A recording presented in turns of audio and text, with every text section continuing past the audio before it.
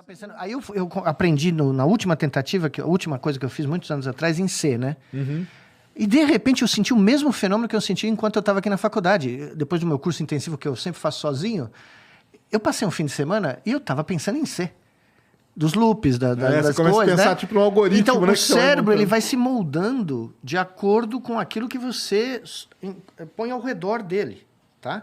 E tudo, o que é isso tudo? O que é o Big Tech? O que é o casamento, que pouca gente fala, de conveniência do Big Tech com o Big Money? É o Big Control.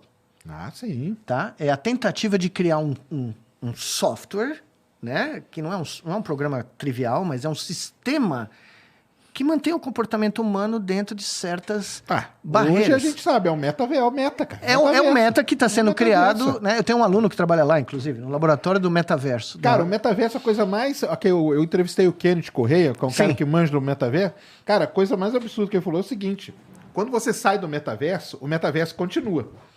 O mundo não para. Não é igual o jogo que você desliga, o mundo continua. E você tem o nosso mundo aqui que continua.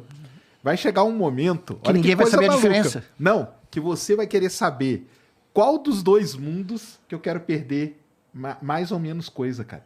Talvez no meta seja um mundo mais legal de eu ficar. Mas pro cérebro vai chegar um momento em que ele não vai saber mais onde ele tá. Olha, isso aí vai ser uma doideira, hein? O Matrix, o primeiro filme do Matrix... É verdade. A primeira vez que eu sentei no cinema para assistir o Matrix, eu fui com meus filhos, né? Porque eu nem sabia o que era aquilo. Sentei lá, 3 moleque americano, imagina, né? Eu olhei o filme... 1999, Isso. E você tá no interior da Carolina do Norte, você não tá em São Paulo, você não tá no Rio de Janeiro, você tá em Durham, North Carolina, ou Chapel Hill, que você conhece, que é um troço desse tamanho. Eu sentei no cinema e era para se divertir, né? Era para, né, o sábado à tarde, esparecer. E eu comecei a ver aquele filme e falei, Cacilda.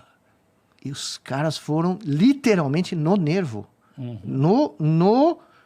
Na questão do que pode vir a ser o futuro. Você não vai saber distinguir. É isso mesmo. Você pode não conseguir distinguir, tá? Porque o cérebro vai ficar em dúvida, porque a simulação começa a ser tão real, né, de um certo nível, que o seu cérebro incorpora ela como se fosse a extensão do que está aqui, né? E a quem serve isso? Não é nenhum de nós. Claro, é fun, tem um monte de coisa que você pode fazer que é, né, interessantíssimo. Eu fiz isso com o macaco. Os macacos... Quando você pedir pro cara falar, cadê a metade do seu braço? A outra metade está lá dentro do metaverso.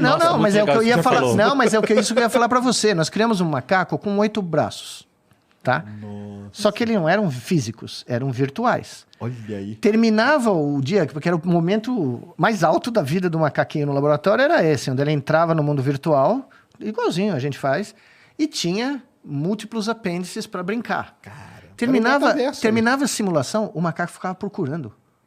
Olha com os 2 braços dele, ele ficava... Sabe, ele estava tentando achar onde está o barato que ficou tão legal, porque ele recebia recompensa usando braços artificiais. Nós fizemos um macaco, que é a primeira interface cérebro-máquina... Peraí. Sério? Peraí. Muito louco. Peraí. Tem um macaco, vocês pegaram um macaco, colocaram... mundo virtual. Botaram um dispositivo na cara do macaco, isso. Que ele tava dentro do mundo virtual. Era como se fosse um Oculus Quest pra mim. Isso. Aí ele tava no mundo virtual. Ele olhava, tô no mundo virtual, beleza. E aí ele olhava aqui no sovaco dele... Depois. Quando ele saía. Não, mas o Igor tá querendo saber antes. Assim, ele no mundo virtual, ele olhava aqui, desse lado tinha 3 braços e desse lado 3 braços. Nós começamos com 2, tá? Então ele tinha 4. Tá. Ele tinha os 2 dele e os 2 virtuais. Chegou um ponto que o macaco conseguia realizar uma tarefa onde ele combinava o movimento dos 2 reais com os 2 virtuais. Ai, que doideira. E aí ele conseguia, com a mente dele, ele comandava esses braços virtuais... Isso. Como se fosse realmente parte do corpo dele. Então, assim, ele mexia esse que era independente desse aqui. Isso. Então, ele tinha... O cérebro dele conseguia fazer com que ele usasse 6 braços, 4 braços. 4 braços de forma independente. E é pior. Sendo que no mundo real ele só tem 2 desde o pior. Mas aí, quando você tirava o óculos do macaco, ele continuava achando que ele podia... Outros, por quê? Porque quando você entrava no cérebro, no córtex motor dele, tinha a representação dos braços virtuais. Meu Deus, cara. Você tá entendendo? Então, dá pra fazer isso com o ser humano. O senso de tem uma representação cinematográfica do corpo. Imagine, você vai viver para ver. Tá acontecendo agora.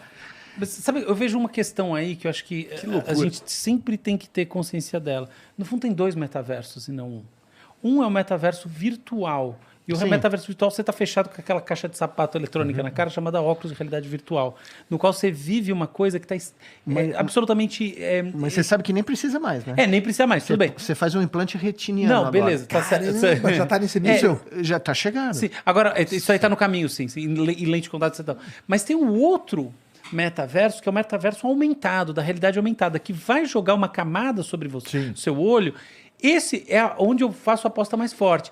E esse não é tanto o objetivo dele não é tanto te alienar da realidade física, mas complementar ela, como foi o Google Glasses que não deu certo, só que com informações assim. Por exemplo, você vai chegar numa loja, ou por exemplo, no supermercado, você vê lá as propriedades nutricionais de um produto. O preço, de onde veio. Exatamente. A sua relação com o espaço urbano vai ser complementada, como no Pokémon GO. Mas olha, essa funciona diferente no cérebro. Mas veja, nós estamos publicando um trabalho a qualquer momento onde nós criamos um 6º sentido.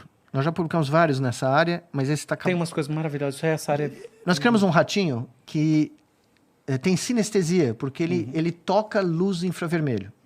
Ele não vê a luz infravermelho, porque a retina dos mamíferos não tem fotorreceptor que pegue na comprimento de onda da luz infravermelho. Mas nós pusemos um detetor de luz infravermelho na testa dele e mandamos sinal elétrico que sai dele, mostrando onde tem fontes de infravermelho, ou toda, né, o calor e tal, direto no córtex tátil dele, na parte da face, que são os bigodes, as vibriças do rato, que são os dedos dele, são os órgãos táteis mais importantes. Pois bem, deixamos ratinhos vivendo no mundo infravermelho. Caramba. Metaverso do ratinho. Do metaverso, mas infravermelho, de uma coisa que eles nunca experimentaram. De repente, os ratos conseguem seguir fontes de luz infravermelha para procurar comida. Então, a gente cria um feixe de luz infravermelha, o cara vai atrás da luz infravermelha. A gente não vê a luz, mas eles estão tocando uma luz invisível. Bom, o trabalho que a gente mandou agora, a gente registrou em múltiplas áreas do cérebro, que não foi a área onde a gente jogou o sinal. Áreas diferentes, que estão conectadas, mas são diferentes. O cérebro inteiro do bicho processa infravermelho agora. Nossa. Isso é maravilhoso. O cérebro inteiro. Você criou uma nova realidade. É uma realidade. E nós provamos que ele mistura ambas. Aí sim. Ele consegue discernir, quando eu toco a vibração dele, continua não tendo problema nenhum, mas ele incorporou uma nova modalidade sensorial no hardware, né, que tá, sei lá quantos anos que tem rato no mundo, uns 40 milhões, 50. Fez um update no firmware. O upgrade do ratinho. Tá? Então, isso é só para mostrar para você quão plástico, quão maleável o nosso cérebro é.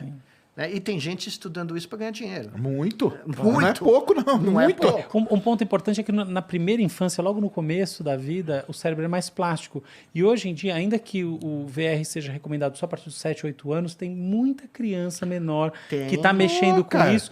Além do risco epilético, tem uma série de riscos neurológicos. O fato é que, de fato, você vai gerando uma plasticidade num sentido que ainda é imprevisível e talvez não seja tão legal. Eu queria que você comentasse um pouco como você vê. Minha tem 3 anos, cara. Se ela estivesse aqui, ela ia estar aqui na televisão. Isso, a distração mais comum que você vê em aeroportos americanos é a mãe ou o pai dar um telefone celular. Isso. Acalma. Fica com o tablet aí, fica vendo.